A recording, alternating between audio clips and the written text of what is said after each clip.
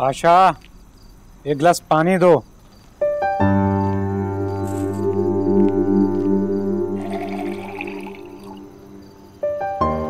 बाबा, पानी। अच्छा, तो अब मैंने ऐसे छुआ तो आप पानी भी नहीं पिएंगे?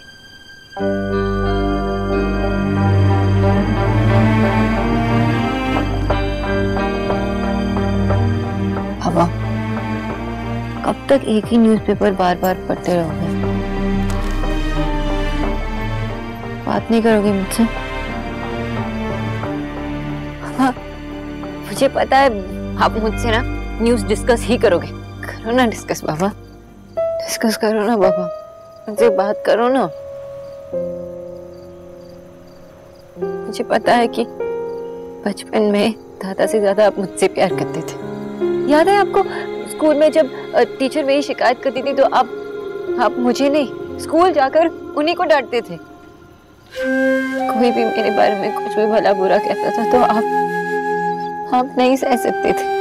मैंने आपको इतना डिसअपॉइंट किया बाबा, मेरी वजह से आप इतने हर्ट हुए, इतनी बेइज्जती सहनी पड़ी आपको। मुझसे गलती हो गई बाबा, I'm really sorry।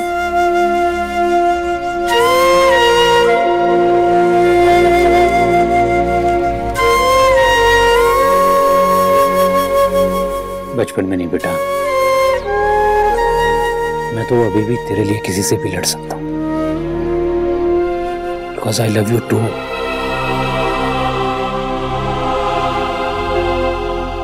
बाबा, मैं कैसे भी रह सकती हूँ, किसी भी हालत में कुछ भी सह सकती हूँ, लेकिन आप मुझसे बात ना करेंगी, मैं नहीं सह सकती।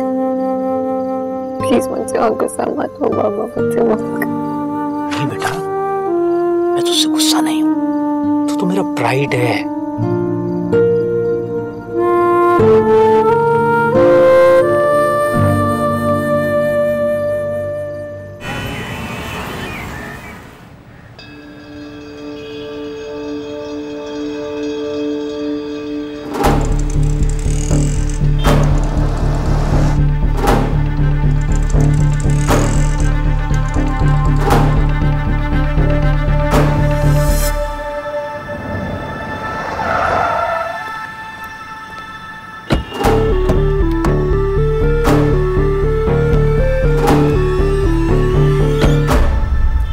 सुबह से नेट नहीं चल रहा है, लगता है सारी ऑर्डर की डिलीवरी मुझे करने जाना पड़ेगा।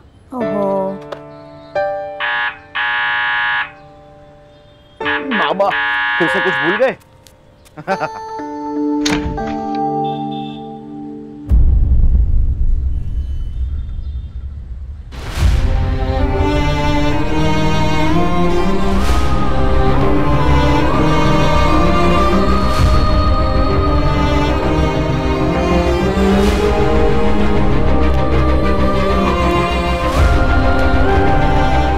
आशा जी, पहले मेरी बात तो सुन लीजिए और फिर जाने के लिए कह दीजिए। मैंने अभी भाई साहब को बाहर जाते हुए देखा तो बेटी के पिता को दुनियादारी तो देखनी पड़ती है, पर माँ और दादी को बेटी के दिल की बात समझनी होती है ना। मैं फिर से आपसे बात करने आई हूँ, क्या हम बैठकर बात कर सकते हैं? हाँ, आई बैठी जी।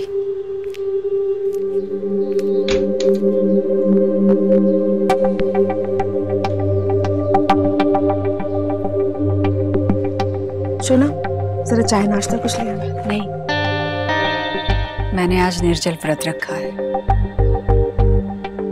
मैं सिर्फ आपसे बात करने आई। शोरो बेलीना, सुना, अंदर जाना।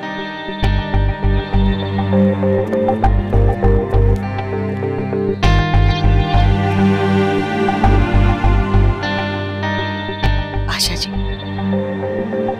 आप और मैं दोनों जानती हैं कि हमारे बच्चे एक दूसरे से बहुत प्यार करते हैं, तभी तो एक दूसरे से अलग रहने की उनकी सारी कोशिशें नाकाम रही ना। मैं जानती हूँ कि सोनाक्षी ने पूरे मन से कोशिश की देव से अलग होने की, जिंदगी में आगे बढ़ने की, पर वो नहीं कर पाई ना। बेचारी बच्ची के नसीब में तो और दर्द आ गया। और मेरा देव भी बहुत दुखी है। क्या होगा हमारे बच्चों का? उनके आगे तो उनकी पूरी जिंदगी है। कैसे कटेगी उनकी जिंदगी एक दूसरे के बगैर? और क्यों कटे?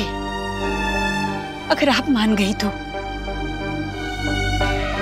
मैं आप लोगों से विनती करती हूँ, आप इस रिश्ते के लिए मान जाइए। देखिए, सोनाक्षी भी आप लोगों को देखकर अपने दर्द से जूझ रही है, बिल्कुल जिस तरह देव जूझ रहा था। पर हम दोनों तो माँ हैं, अपने बच्चों के मन की बात जानती हैं। अब उनके दिल यूं एक हो चुके हैं, अब अलग नहीं हो सकते। मैं आपसे बच्चों की खुशियों की भीख मांगती हूँ, मान जाइए। ईश्वरी जी,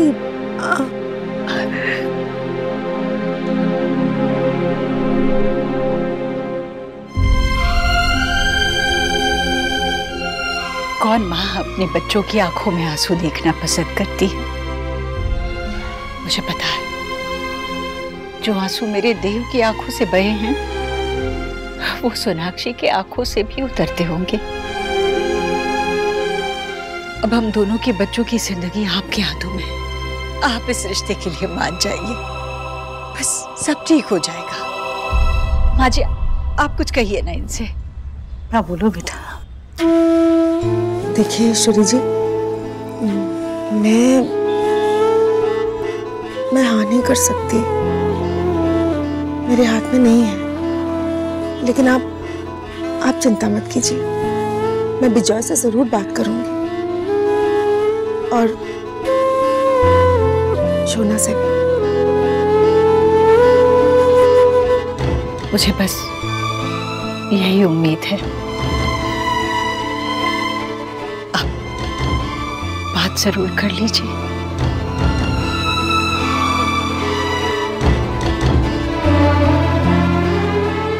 मैं चलती हूँ। आंटी जी, आंटी जी, आप बैठिए, बैठिए, आप 2 मिनट के लिए बैठिए। मैंने आपसे कहा ना, ये व्रत सब मत कीजिए। कितनी बार कहा है आपसे? पहले से आपकी तबीयत खराब है, ऊपर से माँ बाप। तबीयत का क्या है बेटा? भगवान बस मेरी मनोकामना पूरी कर दे और तुम्हें मेरी बहू बनाकर मेरे घर भेजे। मेरी तबीयत अपने आप ठीक हो जाएगी। ऐसे करने से कौन से भगवान खुश होते? ये लीजिए, खा लीजिए, मैं ऐसे आपको जाने नहीं दूंगी। खा लीजिए।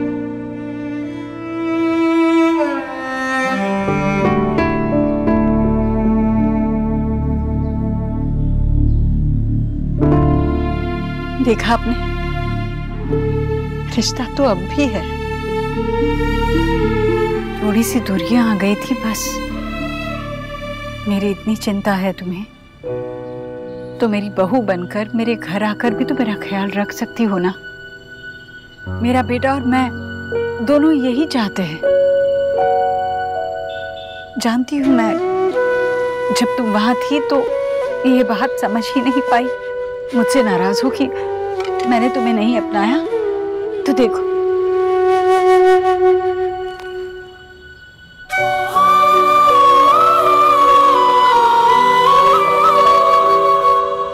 मैं तुमसे अपने बच्चे की खुशियां मांग रही हूँ। मुझे मेरे बच्चे की खुशियां दे दो।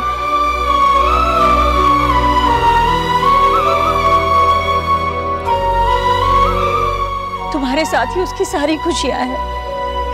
शादी के लिए हाँ कर दो, मुझे मना मत करो। देखो, एक माँ आंचल फैलाकर तुझसे भीख मांग रही है। मुझे खाली हाथ मत जाने दो। आंटी जी, प्लीज ऐसा मत कीजिए। मुझे पता भी नहीं है कि मेरे पास कुछ है भी या नहीं देने के लिए। है, तुम्हारे पास ही तो सब कुछ है सोनाक्षी। बस बेटा, अपना नजरिया बदल कर देखो, तुम पाओगी कि देव और तुम अब भी वही हो जहां पहले थे। कुछ नहीं बदला है सोनाक्षी, कुछ नहीं। तुम नहीं जानती कि तुम्हारे एक हाँ कहने से कितने सारे जीवन संवर जाएंगे। जी मुझे पता नहीं कि मैं कर पाऊंगी या नहीं। मेरी फैमिली ऑलरेडी हर्ट हो चुके हैं, इतना कुछ उन्होंने सहा है। जानती हूँ, पर बस एक बार तुम सोच कर देखो। ईश्वरी जी, पिछले कुछ महीनों से शोना के लिए सब कुछ बहुत मुश्किल था। बहुत कुछ देखा उसने, उस पर इतना दबाव नहीं दे सकते हैं हम। और हमारे लिए भी किसी भी नतीजे पे पहुंचना अभी इस वक्त आसान नहीं है। विजय भी बहुत डिस्टर्ब है, कुछ भी सोचना समझना उनके बस में नहीं है। मुझे नहीं लगता वो इस रिश्ते के लिए कभी भी हाँ करेंगे।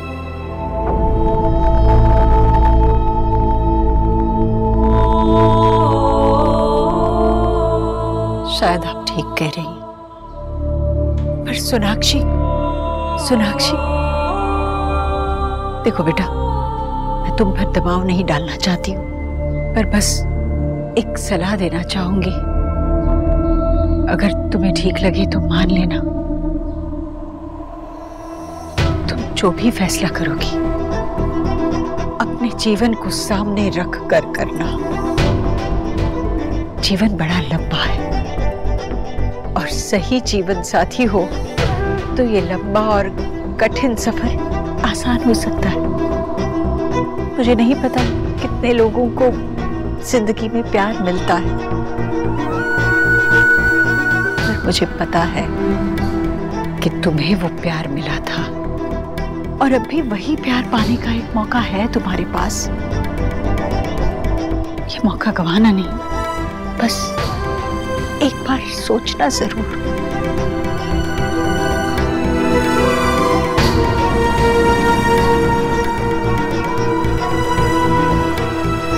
अब मैं चलती हूँ। हाँ जी, मैं आपको अकेली नहीं जाने दूंगी। और आप घर पहुंचने के बाद आप बेड से बिल्कुल नहीं उठेंगे। दादा, आंटी जी को जरा घर छोड़ के आना।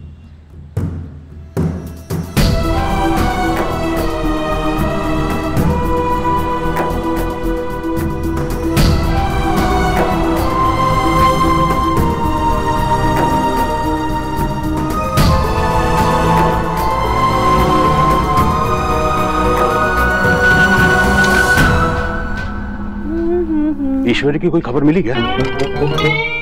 वो देखिए ना, जीजी फोन लेकर भी नहीं गई हैं। विकी कहाँ है? उसने जाके देखा उसे मंदिर में? मंदिर? हाँ, वो मंदिर में भी नहीं है, पता नहीं कहाँ चली गई। ऐसे कैसे नहीं है? तूने ठीक से देखा नहीं होगा, मैं खुद ही जाकर। हाँ, अरे वैसे भी मेरे बच्चे की नजर तो कमजोर हो गई है ना, ठीक से दिखाई नहीं दिया होगा, तो आप ही ढूंढ लीजिए। वैसे भी आपको ना गरीब की बेटी को ताना मारने का मौका चाहिए, और साथ में गरीब की बेटी के बेटे को भी। बड़े आए, मेरी समझ में ये नहीं आ रहा है जीजी क्यों गई उनके सामने बार बार हाथ फैलाने। क्या हीरे लगे उस लड़की में? डॉक्टर नहीं है वो भी नाम की। भाभी,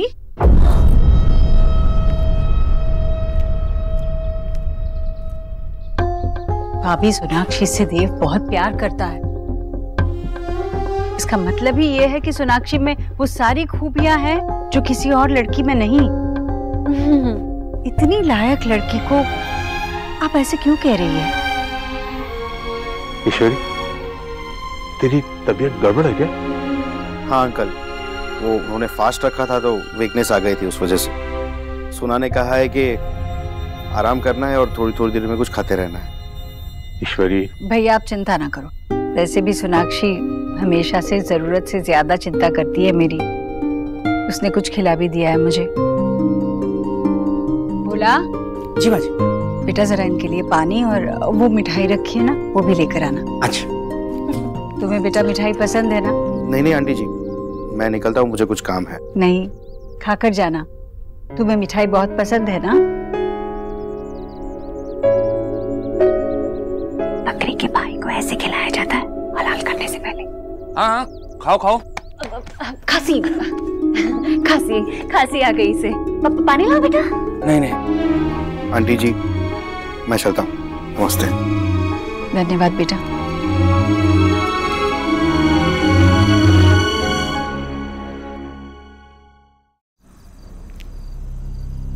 देखो एक माँ आंचल फैलाकर तुझसे भीख मांग रही है, मुझे मेरी बच्चे की खुशियां दे दो। अब उनके दिल यूं एक हो चुके हैं, अब अलग नहीं हो सकते।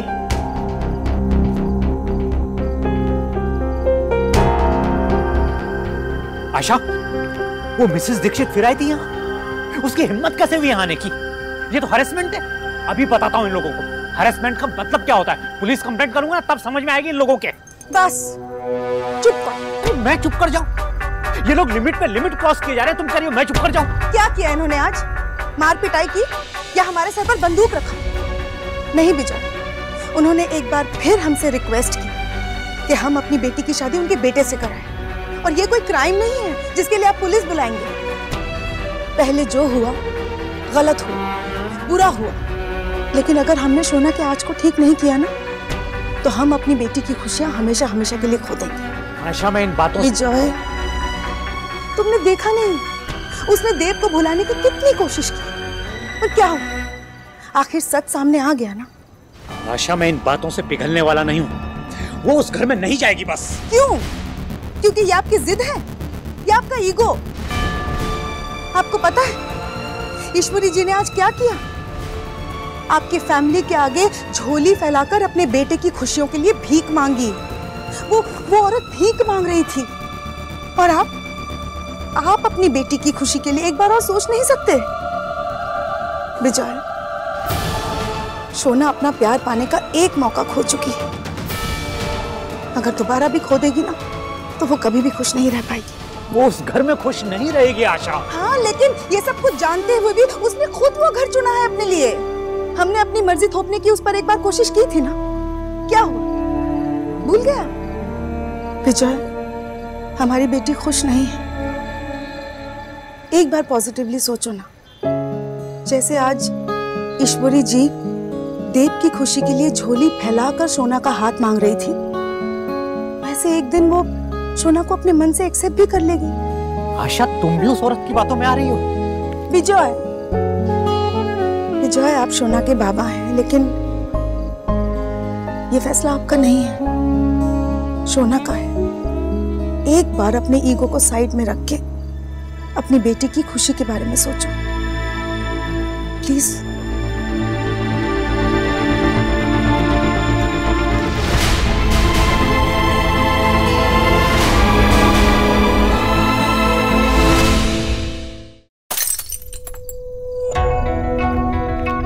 ईश्वरी, ये गिलास कैसे टूट गया?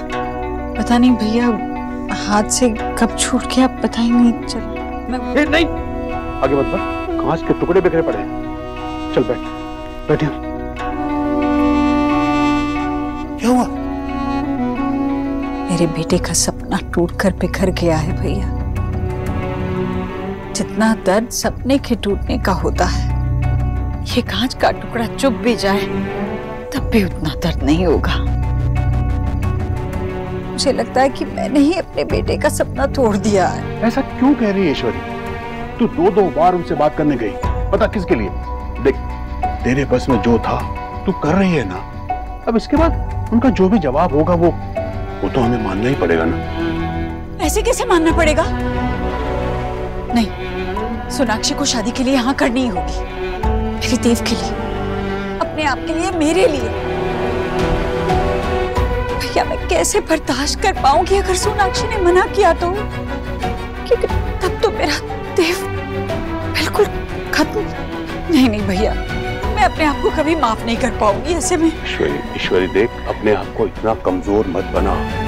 जिंदगी में कभी कभी हार का भी सामना करना पड़ता है। मैं मानता हूँ तूने गलतियां की है, लेकिन तू उसे सुधारने की कोशिश भी तो कर रही है ना। देख, देव तेरा बहुत समझदार बेटा है। अगर भगवान ना करे ऐसा कुछ हो भी गया ना, तो देव तुझे दोषी थोड़ी मानेगा। पर भैया, मुझे सुकून कैसे मिलेगा अपने ही बच्चे को दर्द में देखकर? बताइए, एक ऐसी माँ बनकर मैं नहीं जी सकती जिसने खुद अपने बच्चे की खुशियां छीनी हो।